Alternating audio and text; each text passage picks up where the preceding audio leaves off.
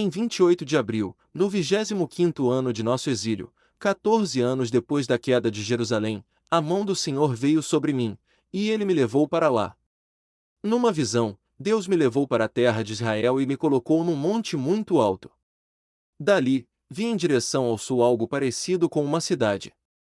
Quando ele me levou mais perto, vi um homem cuja face brilhava como bronze. Ele estava em pé junto a uma porta e tinha na mão uma corda de medir feita de linho e uma vara de medir. Disse-me: Filho do homem, observe e ouça. Preste muita atenção a tudo que lhe mostrarei. Você foi trazido aqui para que eu lhe mostre várias coisas. Depois você voltará ao povo de Israel e contará tudo o que vir. Vi um muro que cercava completamente a área do templo. O homem pegou a vara de medir de 3 metros de comprimento e com ela mediu o muro, que tinha 3 metros de espessura e 3 metros de altura. Em seguida, foi à porta leste. Subiu os degraus e mediu a soleira da porta, que tinha 3 metros de profundidade. Na passagem de entrada, havia salas para guardas de cada lado. Cada uma das salas era quadrada e media 3 metros de cada lado, e a distância entre as salas era de 2,5 metros ao longo da parede da passagem. A soleira interna da porta, que dava para o pórtico na extremidade interna da passagem de entrada, tinha 3 metros de profundidade. Ele também mediu o pórtico. Tinha 4 metros de extensão e suas colunas tinham 1 metro de espessura. Esse pórtico era a extremidade interna da passagem de entrada e era voltado para o templo. Havia 3 salas de cada lado da passagem de entrada. Cada uma tinha as mesmas medidas, e as paredes entre elas também eram idênticas. Então o homem mediu a porta de entrada, que tinha 5 metros de largura e 6,5 metros de comprimento na passagem. Em frente de cada sala havia uma mureta com 0,5 metros de altura. As salas propriamente ditas tinham 3 metros de cada lado. Então ele mediu toda a largura da porta, a distância desde a parede dos fundos de uma sala para guardas até a parede dos fundos de outra sala. Essa distância era de 12,5 metros. Mediu as paredes divisórias ao longo de todo o interior da passagem até o pórtico, a distância era de 30 metros. O comprimento total da passagem, de uma extremidade à outra, era de 25 metros. Nas paredes das salas e em suas paredes divisórias havia janelas embutidas que se estreitavam em direção à parte interna. Também havia janelas no pórtico. As superfícies das paredes divisórias eram enfeitadas com entalhes de palmeiras. Então o homem me levou pela entrada até o pátio externo do templo. Ao longo das paredes do pátio havia uma calçada e, junto às paredes, havia 30 salas que abriam para a calçada. A calçada ladeava as portas, e seu comprimento desde os muros até o pátio era o mesmo da passagem de entrada. Essa era a calçada inferior. Em seguida, o homem mediu a largura do pátio externo do templo, entre a entrada externa e a interna, e a distância era de 50 metros. O homem mediu a porta norte da mesma forma que a leste. Também ali havia 3 salas e um pórtico. Todas as medidas eram iguais às da porta leste. A passagem da entrada tinha 25 metros de comprimento e 12,5 metros de largura entre as paredes dos fundos de uma sala para guardas e a parede dos fundos de outra sala. As janelas, o pórtico e os enfeites de palmeiras eram idênticos aos da porta leste. Havia 7 degraus que davam para a passagem da entrada, e o pórtico ficava na extremidade interna da passagem de entrada. Do lado norte, como do lado leste, havia outra porta que dava para o pátio interno do templo, oposta à entrada externa. A distância entre as duas entradas era de 50 metros. Então o homem me levou à porta sul e mediu suas partes, e eram exatamente iguais às medidas das outras portas.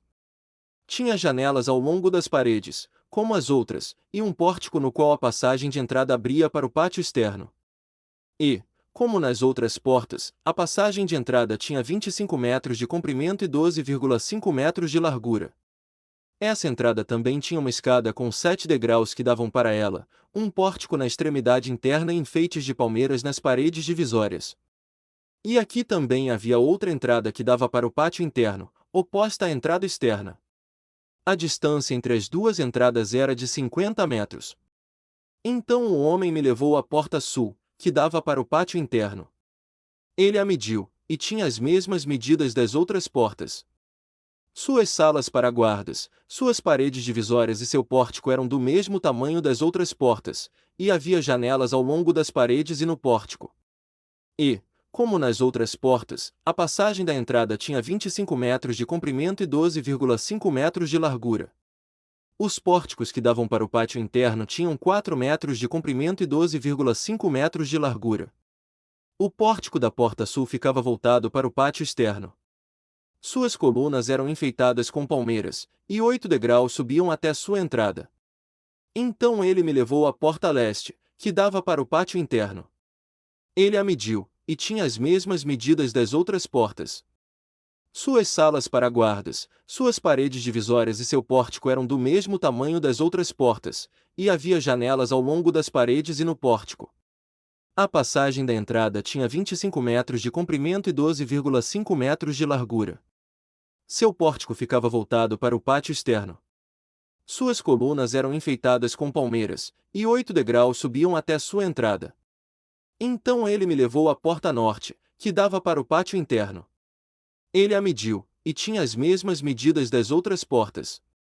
Suas salas para guardas, suas paredes divisórias e seu pórtico tinham as mesmas medidas das outras portas e janelas dispostas da mesma forma. A entrada da passagem tinha 25 metros de comprimento e 12,5 metros de largura.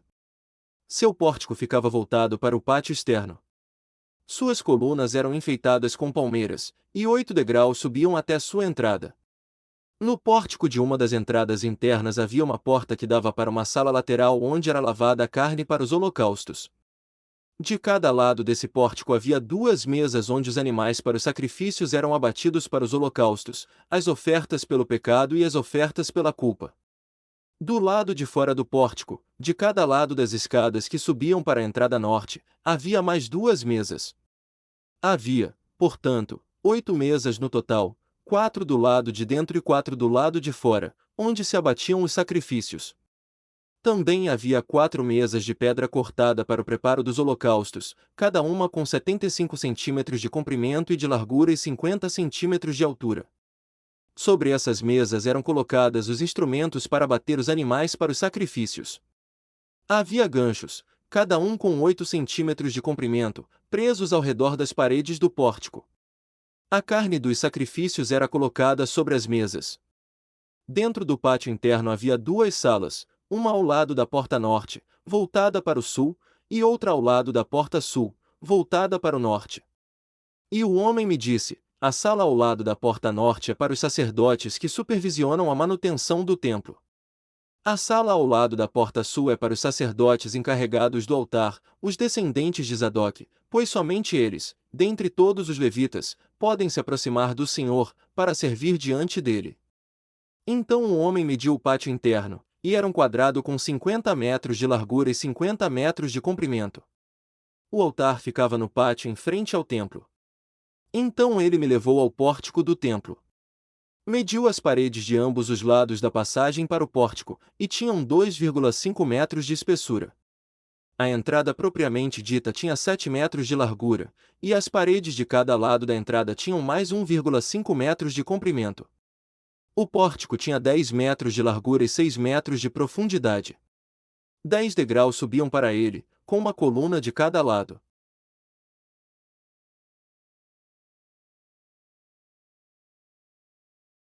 Oi, meu filho amado. Escuta com atenção este capítulo da Bíblia, porque nele pode estar a resposta que você precisava ouvir hoje. Se essa mensagem tocou você, envie este vídeo para alguém que você ama muito, para que essa pessoa também seja abençoada. Curta o vídeo, siga o perfil e escreva nos comentários: Jesus, eu te amo. Assim eu sei que você chegou até o fim.